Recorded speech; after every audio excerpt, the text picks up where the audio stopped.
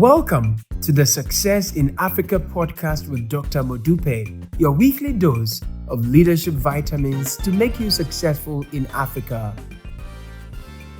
Hello and welcome to the Success in Africa podcast episode 29. My name is Dr. Modupe Taylor Pierce and I am a scholar and practitioner of leadership and organizational development. Simply put, I study what makes people successful. I have been studying this for 3 decades with a particular focus on people in Africa, and in this podcast, I will share stories, lessons, and insights about people having success in Africa. Why this podcast? Because I am sick and tired of Africa being the poorest continent in the world. We are blessed with the greatest resource, young people. Africa will soon have the largest number of working age people in the world. And when these people achieve success, watch out. Africa's wealth will be unparalleled. Why? Because I don't know of too many Africans whose goal in life it is to die poor. You see, success in life is simply the achievement of a predetermined goal, whether that goal is owning a house and a car, or creating employment for 1,000 people, or transforming your country into a high-income country. This podcast has been created to help you to achieve it. So if you're serious about achieving success in Africa, I want you to subscribe to this channel. If you like this video after you've watched it, please click the like button. This podcast is brought to you courtesy of BCA Leadership, the largest leadership enhancement company in Africa. If you have questions that you want me to answer after watching this video, log on to BCA Online, the link is on the screen, and post your questions there. That is where I will respond to your questions. We are in the midst of a 4-part series on governance. And in the past 2 weeks, we've learned that good governance matters, and it is needed for every company or organization. And if you are a founder, you can start with a board of advisors, but the sooner you transition to a board of directors, the better it will be for your organization. This week, we're going to learn about how to get the most out of your board. I have coached many leaders who have unfortunately viewed their boards as a burden that they must bear, either because it's the law, or they met them there when they were appointed, or they need them to qualify for this or that contract or infusion of capital. This is a rather unfortunate perspective, and it speaks to a lack of awareness about how to leverage a board effectively to ensure that you get the most out of them. Similarly, some people who wish to invest in Africa have had painful experiences because they have not been made aware of how to properly leverage the board to ensure that their investment is best utilized. If this describes you, then today's podcast is one you should not miss. Most of the knowledge I will share today, I received from a remarkable lady from Kenya who was born and raised to enhance governance in Africa. Her name is Katherine Musakali. Katherine Musacali was born into a family that already had 8 children before she came around. She was the 9th child, and after her, her parents added 1 more, making her the 9th of 10 children. Her father was a visionary who ran his family like a parliament. She recalls fondly that her father used to hold parliamentary sessions at home in the evenings. He would gather the family around him and they would have meetings. He designated his wife as the vice president and minister for home affairs. Each of her older siblings was also given a ministerial position, whether it's Ministry of Health, Minister of Agriculture, Minister of Education, and they had to report on assignments and areas of responsibility given to them by the president, aka Daddy, for that week.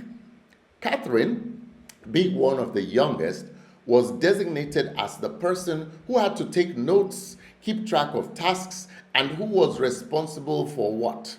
She would be assigned to sometimes accompany her father on a number of visits to other members of the community when her father would have meetings with them and transact business, and her role was to take notes and keep track of the business transactions so that she could remind her father who owed their family money and who their family owed money to. As a result of this upbringing, even though she studied law as a university student and she earned a job as an in-house lawyer for a company, she realized that her passion was in corporate governance. She completed company secretarial training and worked as both head of legal and board secretary of her employer. Her passion for good governance led her to later join the Institute of Certified Secretaries of Kenya, and she became eventually the chair of that institute. Not only has Katherine served on and supported hundreds of boards directly in Kenya as a board secretary or director, she has also shaped governance in public sector in Kenya by being the person who wrote the governance code for these enterprises that the government of Kenya uses for the governance of state-owned enterprises. Katherine Musakali has also influenced the effectiveness of boards by promoting diversity in boards, training and placing women on boards to not just be a token representative, but to be meaningful contributors to the decision-making and oversight functions that boards have. I have benefited from her wisdom directly because she also serves as a director in BCA leadership. So when it came to learning about how to get the most out of boards, there was no person I could think of in Africa better placed to offer advice on this. Based on Katherine's amazing experience, she gave me 3 main pieces of advice for every CEO to get the most out of her or his board. First, the CEO must ensure that there is complete alignment between his vision and values for the company and the vision and values of the board. Vision is simply the desired long-term destination. Values are the fundamental beliefs and principles. It is critical that the CEO ensure that there is that alignment between his or her vision and values and those of the board. Because if you're not going in the right direction together and are guided by the same behavioral norms, then it's not going to work. The second piece of advice was that the CEO must ensure that there is trust built between the CEO and the board members. Relationships are gold in Africa, and these relationships are not built in the boardroom.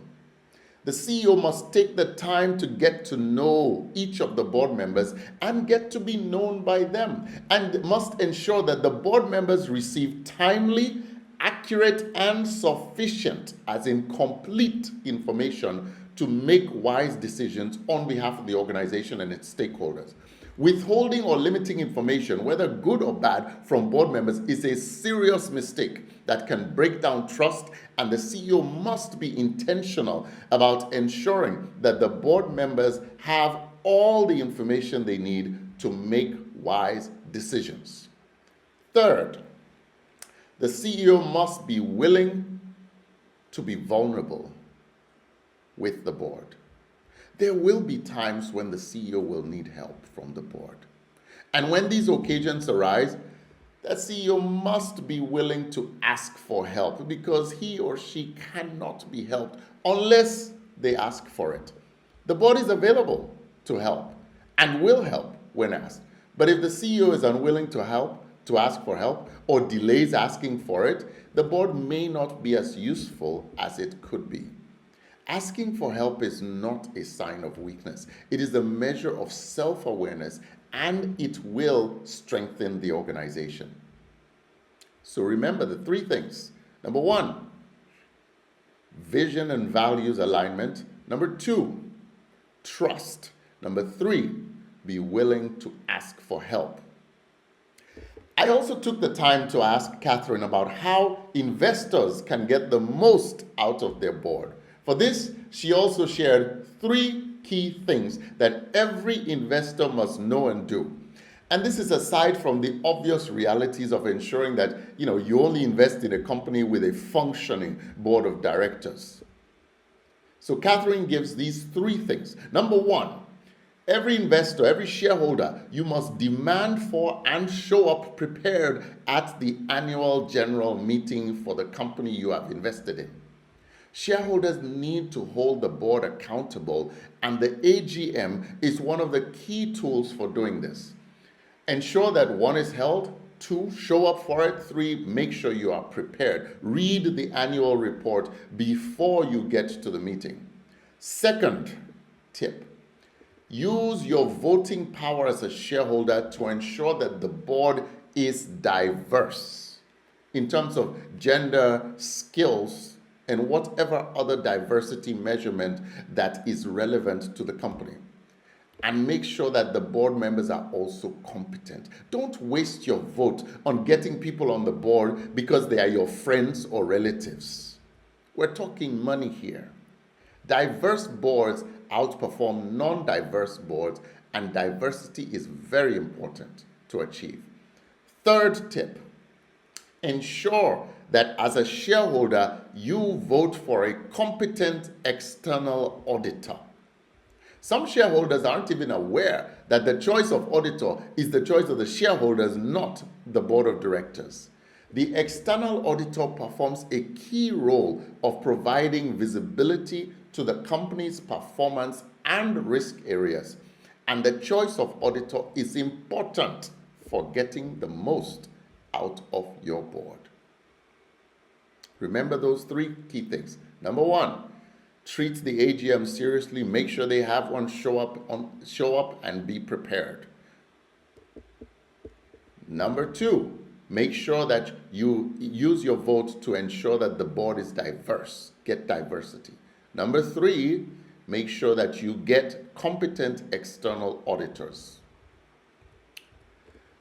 When Katherine was the chair of the Institute of Certified Secretaries in Kenya, one of the board members of a board that did not have gender diversity told her that it was a waste of time to get women on boards because the one woman that they had on their board simply attended and would not contribute anything to discussions. Rather than argue with that man about a reality that she knew was partly true, she started the Women on Boards Network to solve this problem. Today, the Women on Boards Network has successfully trained hundreds of women to be effective non-executive directors and serve on boards, and this network has placed women on boards. And these women have helped companies in Kenya to be more successful today. It is not surprising to know that in Africa, Kenyan companies have a better survival rate over multiple generations than companies of almost every other nation in Africa. Katherine Musakali has already created a legacy of good governance, and her contribution to the development of Africa continues. I personally want to say thank you to Katherine for all that you have done and continue to do in developing Africa. This brings us to the end of our podcast today. Next week, we will continue with our series on the subject of governance, and we will explore best practices for boards. Thank you so much for listening and watching. I hope you've learned something from today's podcast. Don't forget to subscribe to this channel and like this video. Please tell your friends about it, because together we can develop our beloved continent. See you next week. Tomorrow belongs to those people who prepare for it today. See you next week.